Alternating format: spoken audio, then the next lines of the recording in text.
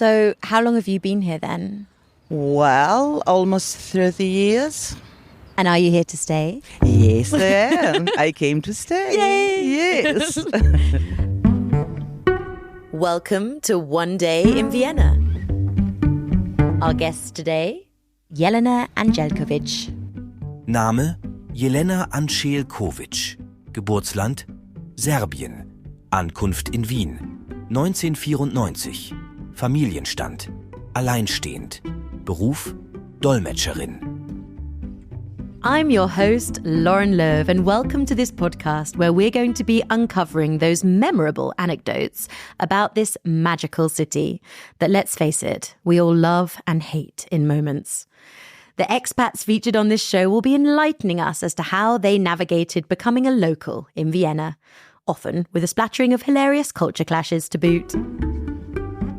Hello and welcome to One Day in Vienna. I am Lauren Löw and today I'm joined by the marvellous Jelena Andjelkovic. Hello, Jelena. Hello, A woman darling. dear to my heart. Jelena, can you tell us why you came to Vienna?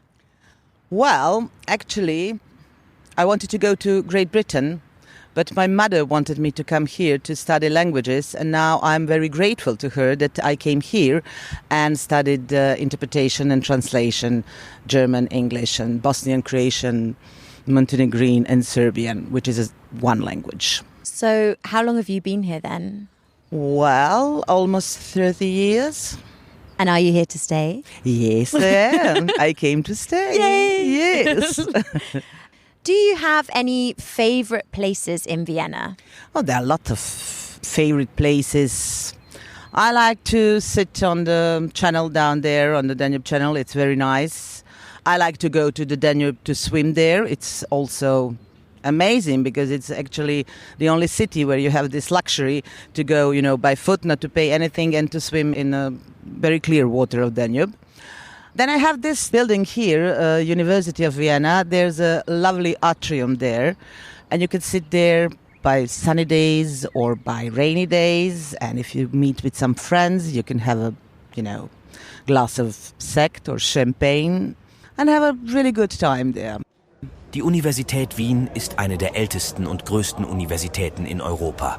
Sie wurde im Jahr 1365 gegründet. Die Universität bietet eine breite Palette von Studiengängen und ist besonders bekannt für ihre Forschung und Lehre in den Bereichen Philosophie, Wirtschaftswissenschaften und Rechtswissenschaften. Für Studierende bietet die Universität viele Unterstützungen, zum Beispiel Beratungsdienste, Sportmöglichkeiten und verschiedene Studentenvereinigungen. I also love to go to Naschmarkt because I live there. The hills that surrounding Vienna are also nice. I don't go very often, but when I go, I have a stroll down the hill and go to those, Nussdorf or some places where you're not very often. I mean, it's actually starting to be Heuriger season now, so I'm getting a bit excited about those hills. Yeah, me too. Me too. Yeah, it's like one those of my Heuriger, favourite summer moments. Yeah, I love that. I love that. As you know, One Day in Vienna sort of explores different memorable days within the expat community, something that was one of those days that was really memorable or really stood out in your life here. I'm dying to hear yours. Well, my best friend Milica, she's also from Belgrade, and she came here to study and to stay. We were on the new Danube having a great, marvelous time. It was summer. Everything was perfect, and we wanted to hear one special song that was, going on. And she had this little, what were they called? They were not iPads, they were called iPods. But actually, those old things. Yes, those old things. That go a long way back. And everything was really perfect. We had our spritzers there, and we could not actually hear it at the same time because it's just one track. And suddenly, out of nowhere, comes a guy with a two-headed jack that you can put in your iPod and put both of your headphones in it to listen it simultaneously. And we were, oh my God! He was there to give us things that we could enjoy the day in all its glory. This has never happened in the history of One Day in Vienna. Your day was somebody, a random stranger, with a random act of kindness, Exactly. not being rude to you. No. just not trying wanting to... anything from us. He wanted just really to give us just this little last piece of perfection.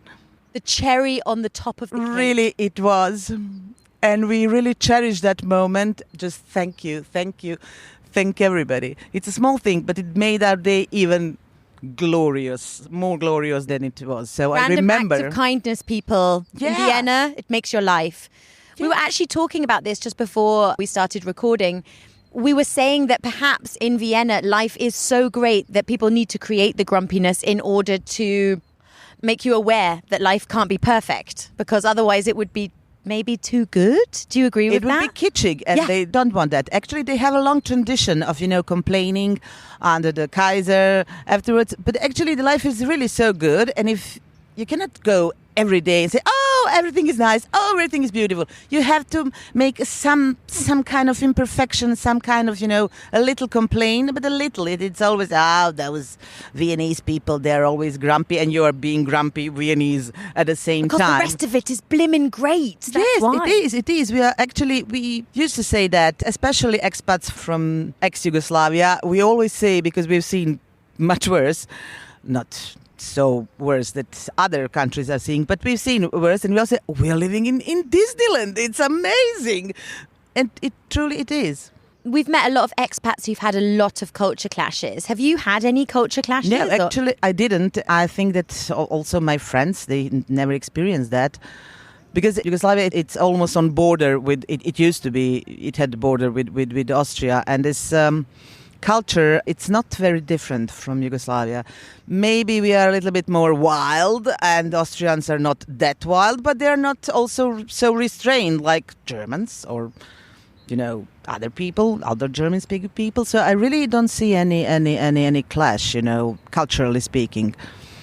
And obviously, you speak German, you work as an interpreter, and yes, I do. You love the German language. Do you have a very romantic relationship with German? What's your relationship like? No, it is not romantic, but it grew to be love, actually. Because when you start with German, it is no easy task. English is beautiful. Oh, everything is nice. You hear it, you speak it, you just go with it. German is nothing like that. You have to really, really, really put all your forces to, learn by heart all those declinations and conjugations and everything. But once you have a good basis, then you can build it up, and you can really, really, really make your way up and forward in written and in spoken German, which you cannot actually do in English, because you just reach one level, and then after that you cannot go any further. So there is a beauty in German language. It's precise. It's not so romantic, but it's precise. It's great for, technique, for philosophy. Right.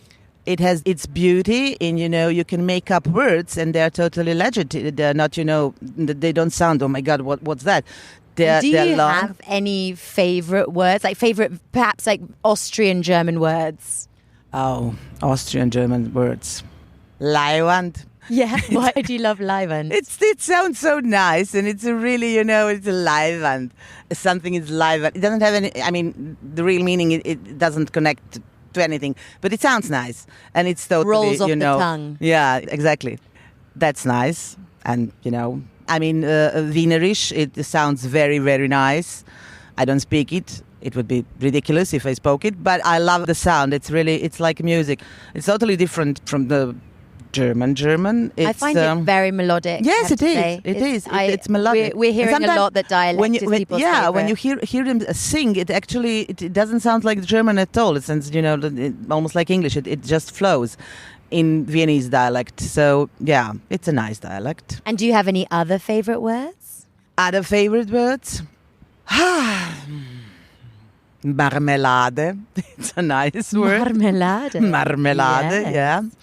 I also like kitschig, I have to say. Kitschig. When you said Vienna was kitschig, I was like, yes, you're right. Kitschig, a little bit kitschig. Das Wort kitschig beschreibt Dinge, die oft als übertrieben bunt, sentimental oder geschmacklos angesehen werden.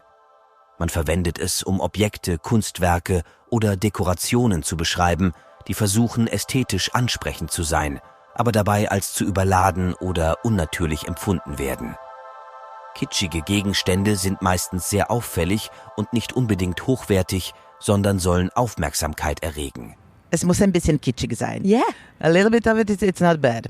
And it's especially Viennese kitsch. It's not like other kitsches. It's always like, more bodenständig. Yeah.